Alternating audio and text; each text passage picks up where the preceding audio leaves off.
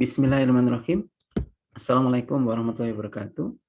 Pada kesempatan kali ini saya ingin menyampaikan sebuah aplikasi yang berbasis Excel yang dapat digunakan untuk mencatat dan mencetak laporan keuangan badan usaha milik desa. Yang ingin saya sampaikan yang pertama adalah dasar penyusunan. Jadi aplikasi ini disusun didasarkan atas apa. Kemudian yang kedua, mengapa menggunakan Excel, bukan menggunakan aplikasi yang lain. Misalkan Microsoft Access atau aplikasi-aplikasi yang built-in ya. Kemudian kenapa tidak juga menggunakan web based gitu ya. Nanti coba kita bahas ya. Kemudian yang ketiga yang akan saya sampaikan adalah proses bisnis aplikasi. Bentuknya seperti apa dan cara kerjanya seperti apa. Ini nanti akan saya jelaskan secara singkat. Yang pertama adalah dasar penyusunan aplikasi. Tentu saja aplikasi ini harus bisa menghasilkan laporan keuangan sesuai standar akuntansi keuangan yang berlaku. Kita bisa menggunakan standar akuntansi EMKM gitu ya, tergantung skill of business dari BUMDesa kita, omsetnya berapa misalkan begitu ya. Kemudian bisa juga kita menggunakan SAK etap gitu ya. Ini untuk level lebih tingginya ya. Ada juga yang kalau kita memang sudah transaksinya sangat kompleks gitu ya. Ada berbagai surat berharga dan sebagainya ya, saham dan lain sebagainya. Mungkin kita bisa menggunakan SAK berlaku umum. Tetapi dalam konteks BUMDes itu saya melihat dua alternatif ini ya yang bisa digunakan gitu ya. Nah, apa bedanya? Bedanya kalau SAK MKM itu nanti tidak perlu kita menyusun laporan arus kas, sedangkan untuk SAK etap itu kita akan menghasilkan laporan arus kas. Dan aplikasi ini menghasilkan laporan arus kas gitu ya. Loh, apa pentingnya laporan arus kas gitu ya? Jadi kalau kita bicara laba dengan kas, kalau kita accrual basis itu berbeda ya. Belum tentu laba itu sama dengan kas, itu harus kita pahami ya. Misalkan kita jualan tapi uangnya belum kita terima, kan artinya penjualan itu kalau kita tandingkan dengan beban akan ada unsur piutang di dalam penjualan sehingga laba itu tidak sama dengan kas yang kita miliki atau kita terima, gitu ya. Nah ini menurut saya menjadi penting gitu ya. Contoh misalkan kita di laporan arus kas itu kan ada 3 komponen. Yang pertama operasional, kedua investasi, ketiga adalah pembiayaan. Nah, operasional itu adalah bagaimana menghasilkan laba ya, pendapatan, beban gitu ya. Kalau investasi itu jual beli aset tetap ya. Ya. Kemudian yang ketiga pembiayaan itu misalkan kita ada utang jangka panjang ya, baik kita berutang atau kita membayar utang kan gitu ya. Nah, kalau misalkan operasionalnya itu minus sedangkan utangnya pembiayaannya itu positif besar lagi ya kan, misalkan begitu, bisa dikatakan bahwa perusahaan berhutang untuk menutupi operasional. Jadi dengan laporan arus kas kita bisa memperoleh informasi yang lebih menggambarkan kondisi perusahaan gitu ya. Kita tahu bahwa kas itu adalah darah kehidupan perusahaan ya, lifeblood dari perusahaan. Itu ya. Jadi saya menyarankan kita bisa menggunakan SAK etap gitu karena kemanfaatannya. Dan simple juga kok ya. Ini jadi format laporan keuangan itu kita dasarkan pada SAK etap gitu ya. Kemudian yang kedua, aspek kemudahan. Jadi Excel ini modelnya adalah spreadsheet ya. Jadi prosesnya terlihat. Rumus-rumusnya saya mencoba untuk menghadirkan rumus-rumus yang sederhana dan berulang ya. Jadi contoh misalkan yang paling favorit di aplikasi ini rumusnya adalah sum if sama if gitu ya. Ada juga sum gitu ya. Tapi yang paling dalam mengenerate laporan itu kita menggunakan sum if. Jadi mudah sekali dipelajari. Jadi tidak terlalu banyak rumus gitu ya. Sehingga kalau mau mengembangkan itu mudah sekali gitu. Kemudian yang ketiga yaitu pendekatan jurnal. Kalau kita mendesain aplikasi, ada pendekatannya itu bisa dua. Yang pertama, dokumen interface. Yang kedua, jurnal. Kalau dokumen interface, kita nginput kwitansi, langsung jadi laporan keuangan. Nah, kalau pendekatan jurnal, kita harus membuat jurnal. Nah, bukannya lebih sulit Pak Andi terkait dengan jurnal ini? Begini, jadi kalau kita menggunakan mekanisme jurnal, yang pertama, mekanisme jurnal itu mudah sebenarnya. Nanti saya akan jelaskan mudahnya di mana.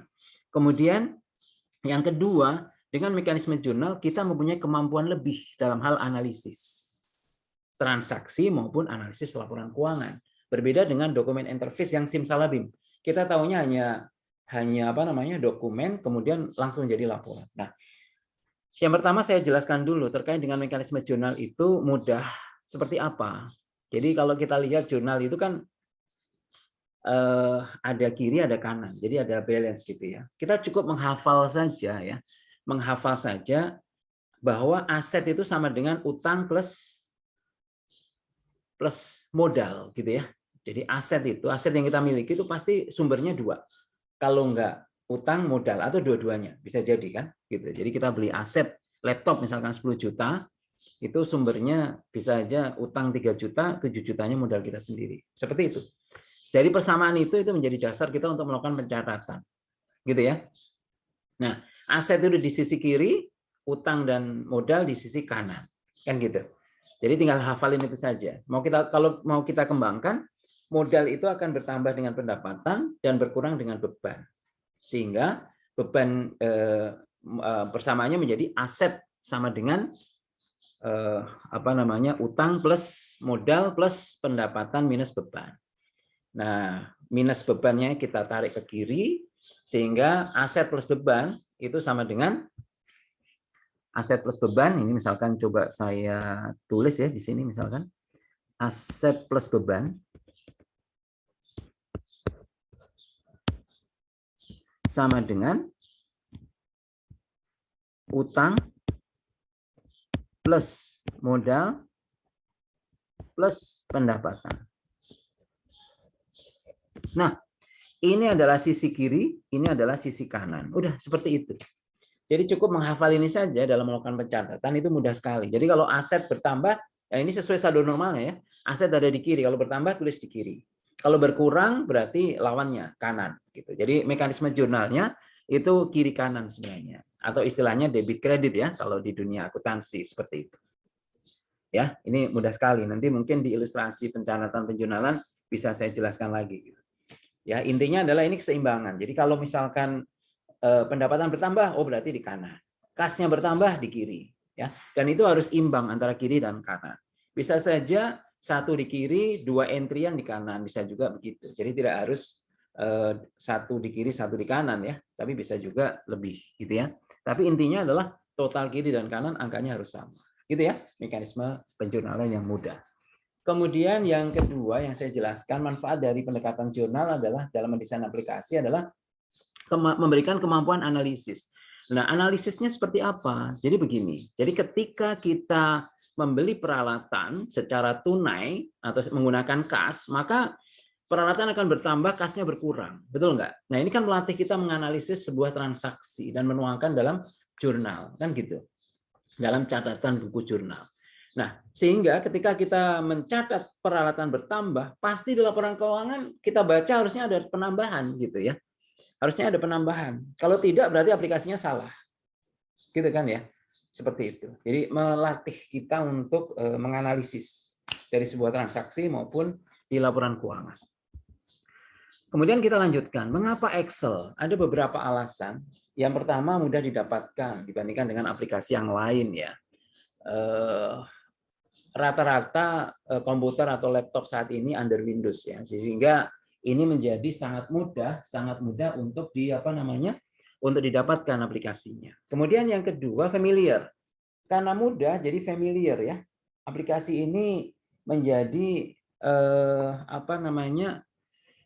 sejuta umat ya. Jadi mudah sekali kita dapatkan dan rata-rata biasanya sudah pernah menggunakan gitu. Kemudian karena kemudian itu sehingga sudah pernah menggunakan ya mudah digunakan dan dikembangkan. Nah, dan tidak perlu takut ya. Kenapa? Karena sistemik dan di aplikasi ini rumusnya saya kasih warna merah gitu ya. Kalau ada password ya passwordnya Andi itu atau kalau di COA itu admin gitu ya. Misalkan begitu. Sengaja dibedakan di COA karena yang berhak hanya admin ya untuk COA itu. Kalau enggak nanti akan berantakan ya. Kalau misalkan ada 4 unit usaha, semua menggunakan aplikasi, ketika mau digabung loh COA-nya beda-beda kan. Sehingga itu harus di password yang berbeda gitu ya. Nanti bisa di-rename sendiri. Nah, kemudian berikutnya karena mudah digunakan ya, dikembangkan sehingga tidak membuat ketergantungan. Ini ya yang semangat saya, tidak membuat ketergantungan gitu ya dengan aplikasi. Itu kenapa saya tidak memilih aplikasi yang sulit ya, seperti Access gitu ya atau desktop yang basisnya Fox Pro atau Visual Basic itu. Ya, walaupun Excel juga ada Visual Basic, tapi saya menggunakan fitur rekam stop ya untuk makronya. Dan itu sederhana sekali gitu ya, bisa diajarkan juga gitu. Nah, kenapa juga nggak web based gitu ya? Kalau web based nanti ada kendala jaringan lah gitu dan seterusnya gitu ya, infrastruktur dan seterusnya. Nah ini jadi ini intinya saya ingin bisa digunakan untuk sarana menginput transaksi dan laporan keuangan ya, hasil yang dihasilkan laporan keuangan. Kemudian rumusnya sangat sederhana sehingga mudah dipelajari dan diajarkan ke orang lain. Jadi saya beberapa kali sudah memberikan pelatihan ya, baik ke pengurus-pengurus BUMDes di Indonesia, kemudian perguruan-perguruan tinggi terutama di wilayah Banten ya, dan di Indonesia ya pernah memberikan webinar secara nasional juga. Nanti bisa juga secara reguler kita sampaikan ya,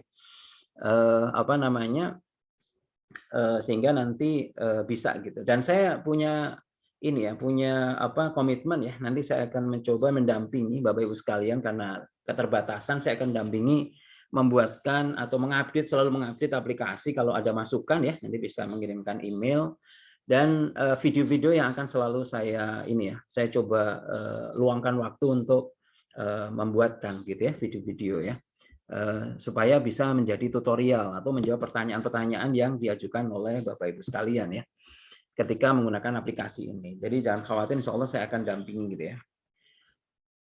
Dan nanti mohon saya nanti ada Google Site ya, Google Site-nya bit.ly ya.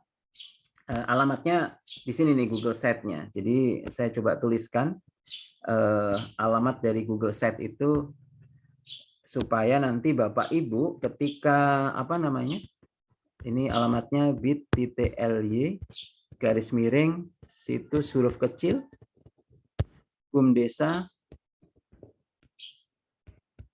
huruf besar semua. Nah gitu. Ini nyambung semua ya Bapak Ibu. Jadi bit.ly situs huruf kecil semua, BUMDesa huruf besar semua. Seperti itu ya. Jadi saya membuatkan materi-materi di sana untuk dapat dipelajari dan nanti video-video saya akan letakkan di sana seperti itu. Ya. Terus kemudian yang alasan terakhir menggunakan Excel adalah prosesnya terlihat gitu. Jadi aplikasi itu bagusnya prosesnya terlihat, tapi bisa kita protect kok ya setiap sheet-nya untuk mengamankan jangan sampai terlupa, terhapus dan lain sebagainya. Dan aplikasi ini mudah kalau nanti misalkan ada 4 unit usaha tinggal dikopikan aja semua. Nanti ketika mau dikonsolidasi gimana Pak Andi? Siapkan satu aplikasi kosong, semua jurnal dikopikan ke dalam sheet jurnal itu di aplikasi kosong itu. Ya, misalkan unit usaha 1 taruh di situ, unit usaha 2 bawahnya, unit usaha 3 bawahnya lagi gitu. Nanti otomatis akan terhasil itu laporan keuangan konsolidasi gitu ya.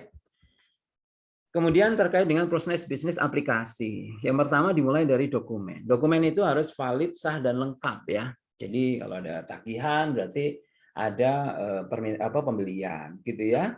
Dan barang sudah diterima gitu ya.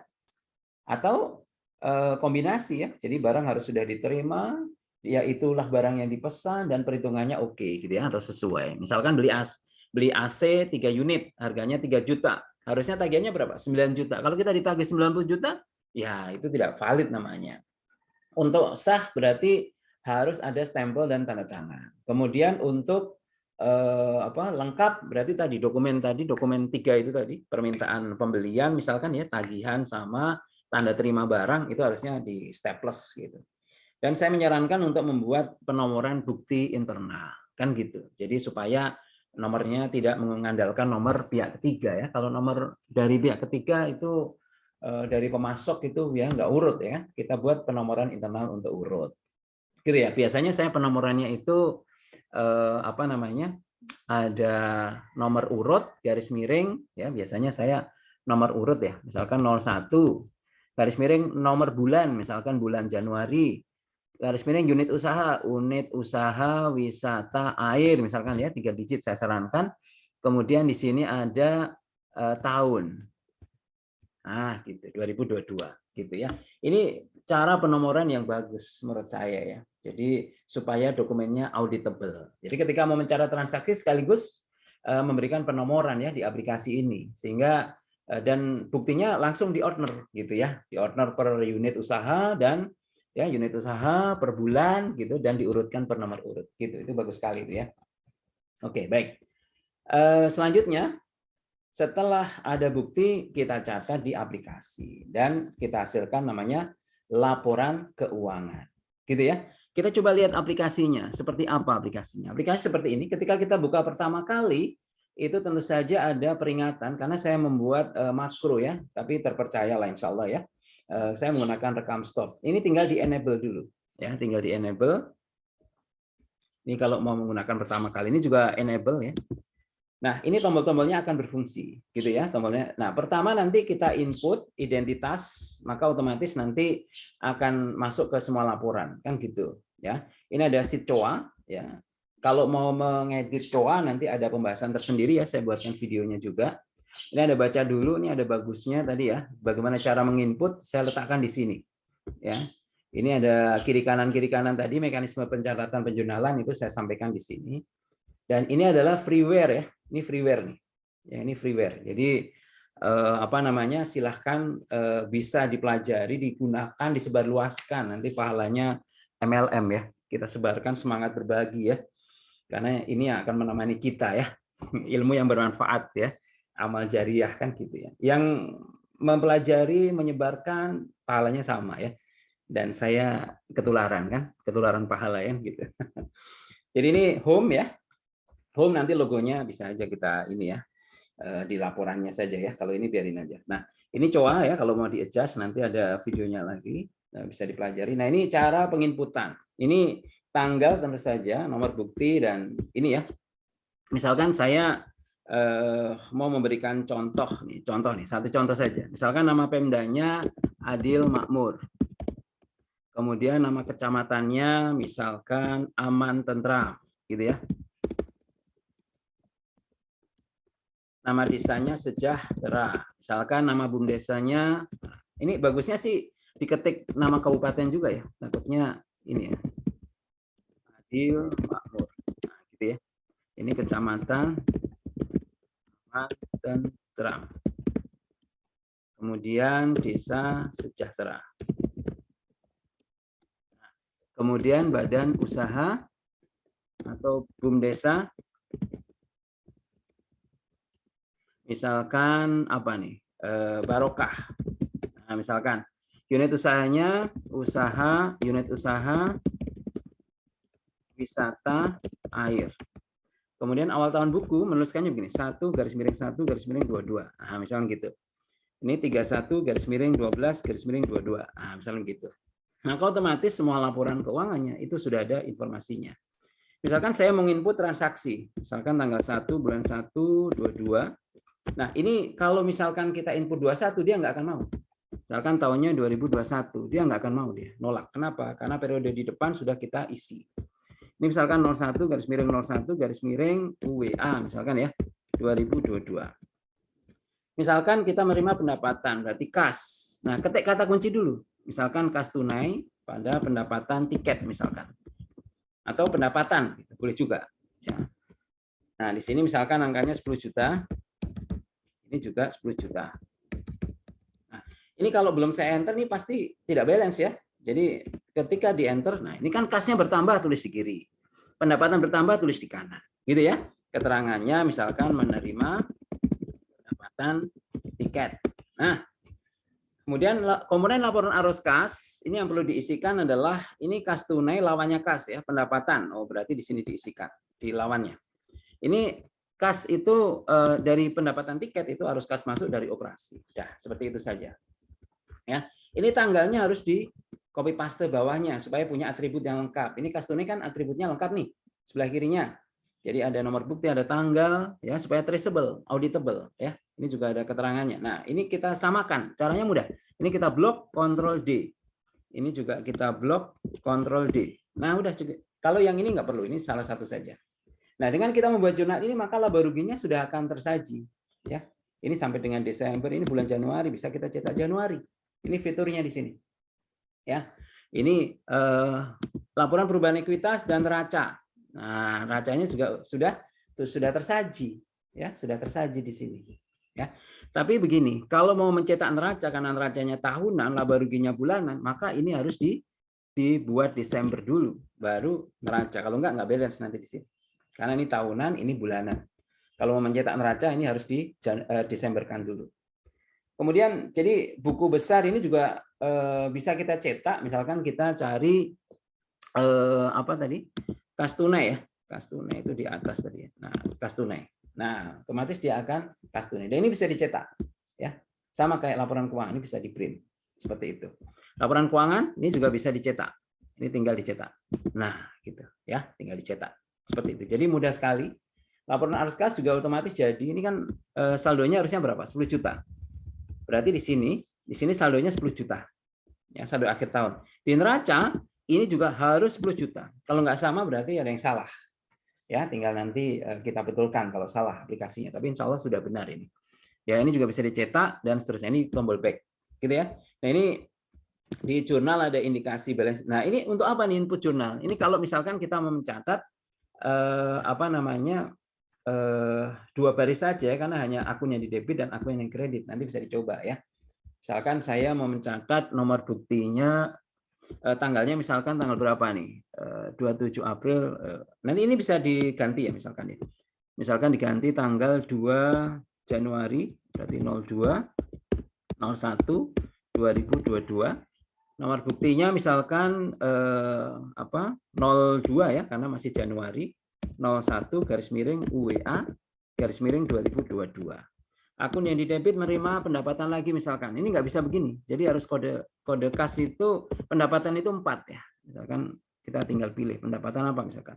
Paket. Nah, gitu. Oh, sebentar. Yang di debit adalah kasnya ya, berarti kepala 1 berarti. Kas tunai misalkan gitu. Atau kalau nggak kas tunai ya kita tinggal cari. Jadi filternya dia pencariannya pakai kode. Kalau yang ini. Ya, ini alternatif ya. Kalau saran saya sih bisa kalau lebih dari ini ya bisa menggunakan langsung di sheet Excel-nya, bisa juga pakai jendela ini kalau cuma satu baris ya. Nah, ini misalkan pendapatan ya, berarti kodenya 4 pendapatan itu. Jadi 1 itu aset, 2 utang, 3 modal kodenya ya, 4 itu pendapatan, 5 beban. Gitu kan? Misalkan pendapatan paket. Angkanya berapa? Misalkan 7.500.000. Gitu. Keterangannya adalah menerima pendapatan tiket paket. Nah, komponen arus kas dari operasi, simpan. Maka otomatis dia nggak perlu kontrol D lagi. Kenapa? Ini kita buatkan makro sederhana. Ini sudah otomatis menuliskan. Dan ini cuman tadi kalau supaya konsisten yang ditandain kan yang pendapatan ya. Ini bagian ini dihapus saja. Ini waktu kita buat makronya kita isikan semua gitu ya. Seperti ini salah satu contoh dan masuk di laba rugi masuk ya. Jadi itu 17,5 neraca juga masuk ya. Di laporan arus kas juga masuk. Jadi 17.500 ya, kasnya 17.500 sama. Gitu ya. Jadi ini bisa langsung digunakan gitu. Dan ini barisnya sampai 17.000 seingat saya ya. Bisa dikurangi juga sih apa namanya jumlah barisnya, tapi saran saya kita menggunakan aja ya yang ini. Supaya bisa dimanfaatkan lebih banyak. Meskipun ini kita fungsikan untuk 1 tahun saja.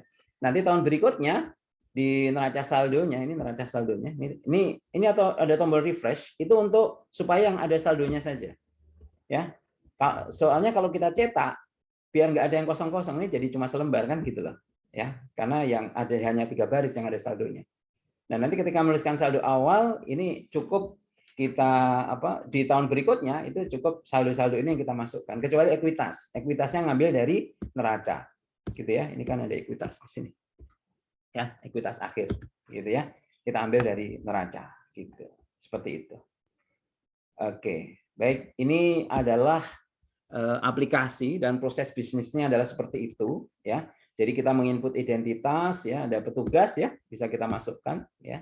Direktur berarti nanti yang akan tanda tangan di setiap laporan. Kemudian ada jurnal yang untuk menginput itu hanya jurnal. Sebelah kanan itu akan otomatis, gitu ya. Sebelah kanan otomatis.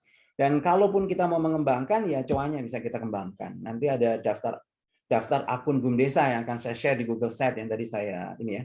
Nah, mungkin apakah Google Sheet-nya bisa diperlihatkan, Pak Andi? Oh ya, Google Sheet-nya ini bisa saja kita ketikkan di sini saja ya. Misalkan bit.ly gitu ngetiknya. Garis miring situs BUMDesa. Gitu. Nanti di sini Bapak Ibu kita bisa belajar dari sini, ada beberapa materi pembelajaran, ada slide, ada video ya. Kemudian ada latihan, ada aplikasi, dan ada peraturan yang terbaru. Nanti kita akan selalu update. Mungkin itu ya yang sebagai awal ya. Sebagai awal mudah-mudahan bisa memberikan manfaat bagi kita semua ya. Terima kasih banyak. Wassalamualaikum warahmatullahi wabarakatuh.